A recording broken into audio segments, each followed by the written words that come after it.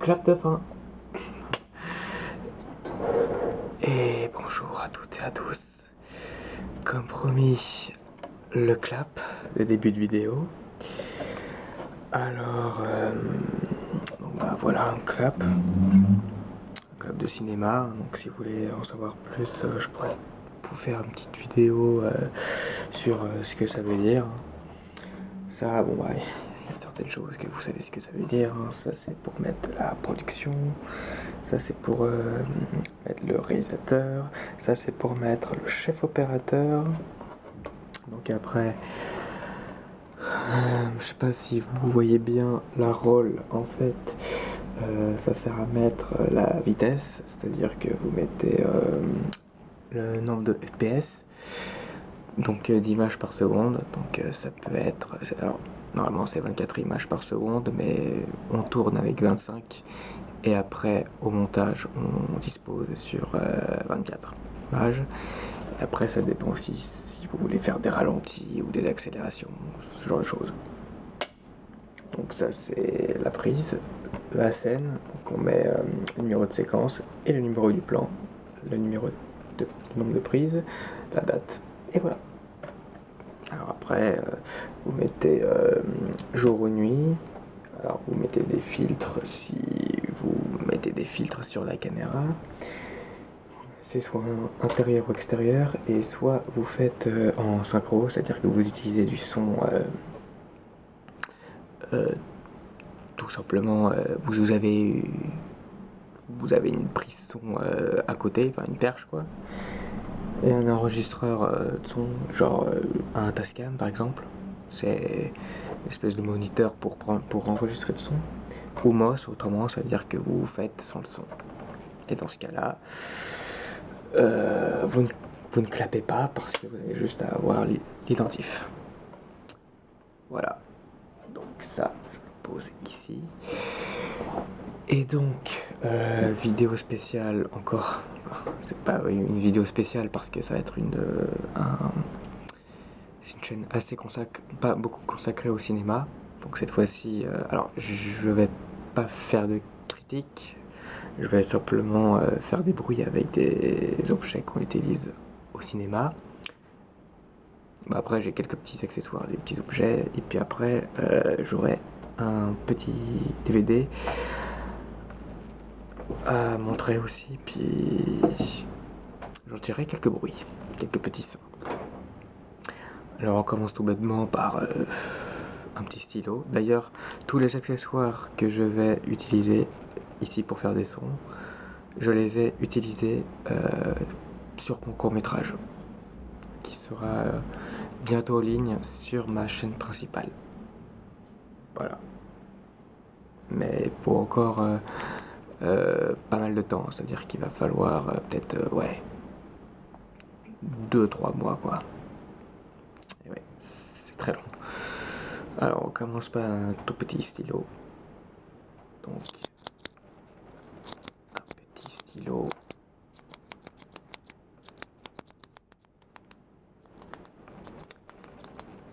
Que mon acteur a utilisé.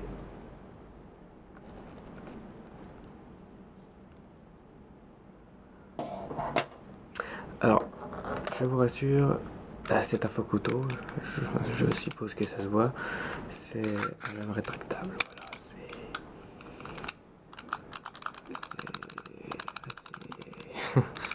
Oui, je sais, ça semble bizarre, mais c'est assez pratique. Et puis, de loin, on dirait que c'est un vrai, quoi. Là, il y a le petit ressort, il est très très fort, donc j'essaie vraiment de le faire le plus simple possible. Hein. Désolé si ça fait pas mal, j'essaierai de régler ça au montage. Voilà. Revoilà l'impasse croco. Et oui, ça, on l'utilise pour borgnoler, puis aussi pour l'équipe électro. Donc les électriciens se chargent également de s'en servir. Oups. Ah, pardon. Oups. Alors là, je vous promets que je vais essayer d'utiliser la stabilisation du logiciel, mais des fois c'est pas très concluant. Un petit gant en latex que mon autre acteur a utilisé.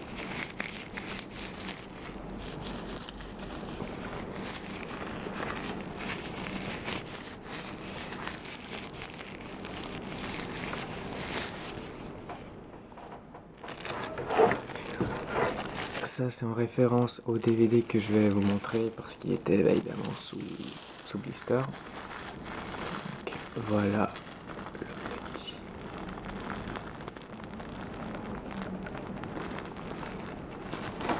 Je peux même essayer de faire un bruit en 3D. Je vais essayer. Attention, on va faire tomber la caméra.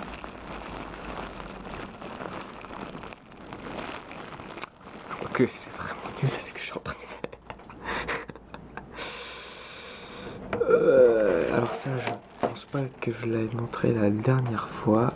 C'est une élingue.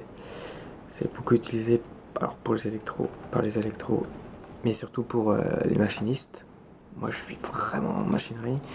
On s'en sert pour accrocher, quand il faut accrocher les lights, les grosses lumières au plafond. Je sais pas, sur des... Quand il faut les accrocher au plafond en fait. On utilise ça pour sécuriser en fait. Ça fait une sécurité en plus. Parce que ça on l'accroche ça au plafond et à la light.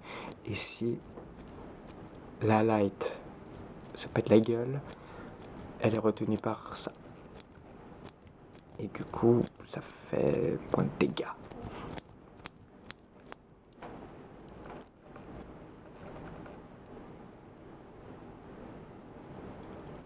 Là. Voilà. Vous connaissez également le petit niveau.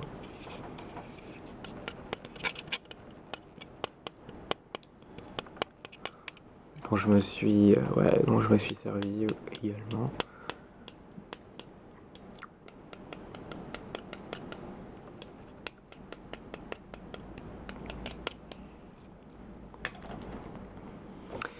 Et enfin, alors, ce n'est pas un placement de produit évidemment, 24 heures limite. Veuillez m'excuser.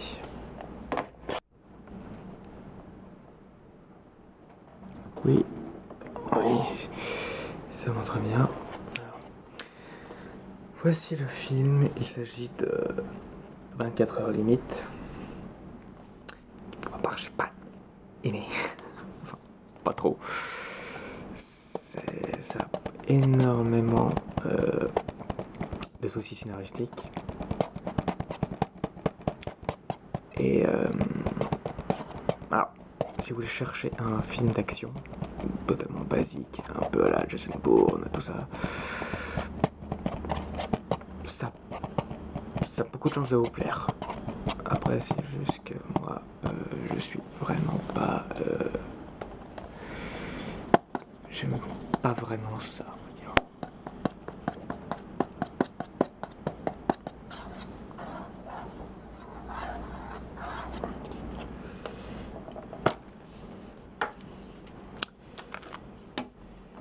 Et alors, les faux raccords, il y en a évidemment, mais ça, il y en a partout, hein, dans tous les films, il y en a. Hein.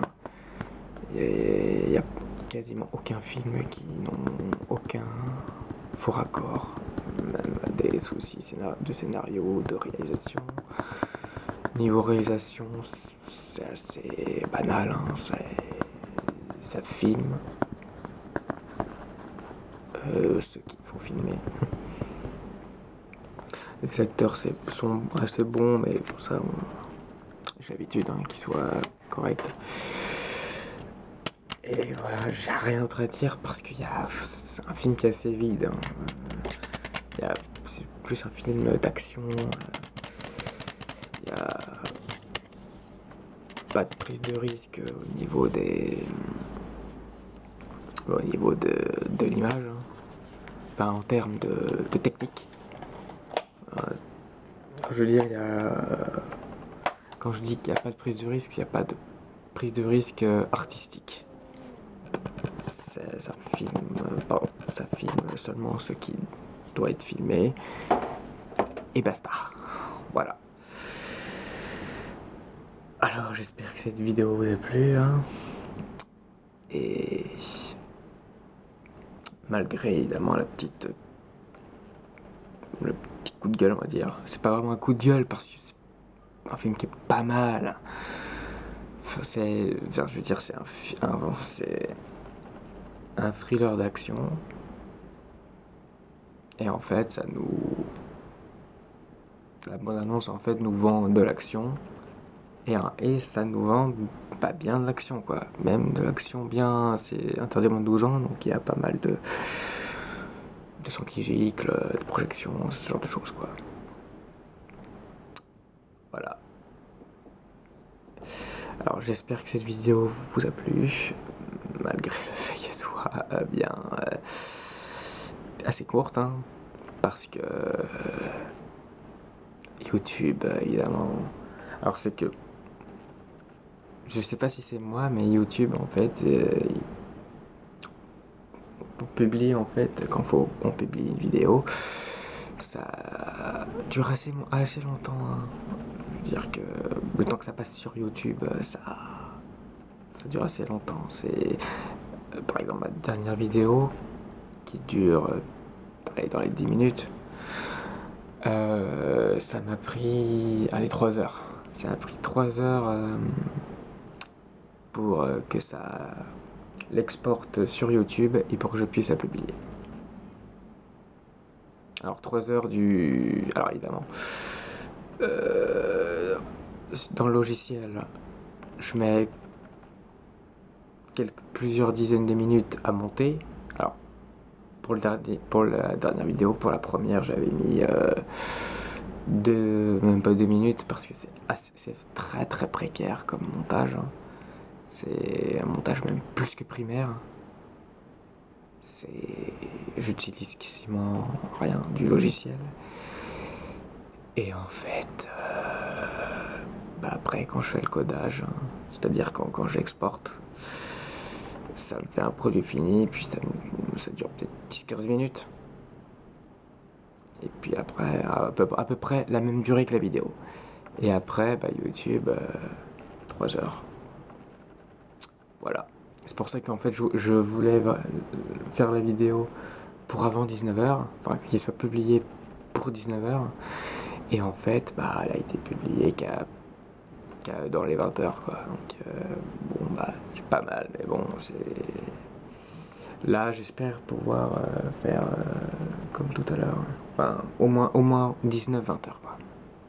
Voilà. Eh bien, je vous souhaite une bonne soirée, hein. J'espère que ça vous a relaxé. Et je vous dis à la prochaine pour une autre petite vidéo. Cette fois, la prochaine, je parlerai on parlera de séries. De petites séries. Dont une qui est disponible en France, mais pas trop.